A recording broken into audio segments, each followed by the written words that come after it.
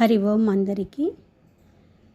తిరుమల వెళ్తూ దారిలో తొండమాన్పురం ఇక్కడకు స్వామివారిని దర్శించుకొని వెళ్దాము అని ఇక్కడికి వచ్చాము.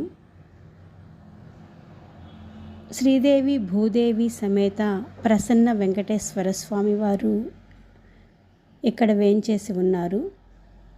మహాభక్తుడైన తొండమాన్ చక్రవర్తి గారికి దర్శనం కల్పించడం కోసం స్వామివారు స్వయంగా విచ్చేసిన స్థలం ఇది. భక్తుడి కోసం భగవంతుడు ఎంతవరకైనా దిగి వస్తాడు అని చెప్పడానికి నిదర్శనం ఈ క్షేత్రం. ఇక్కడ స్వామివారు చక్కగా కూర్చొని ఆసీనులై అభయహస్తంతో కనిపిస్తూ ఉంటారు.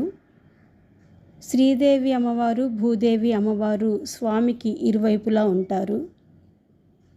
చూడండి ధ్వజస్తంభం. ఇక్కడ చక్కగా దీపాలు వెలిగించుకుంటూ గోవిందనామాలు చదువుకుంటూ ఉన్నారు. ప్రతి నెల 2వ శనివారం స్వామివారికి ఇక్కడ కళ్యాణ ఉత్సవం కూడా జరుగుతుంది అని చెప్పారు.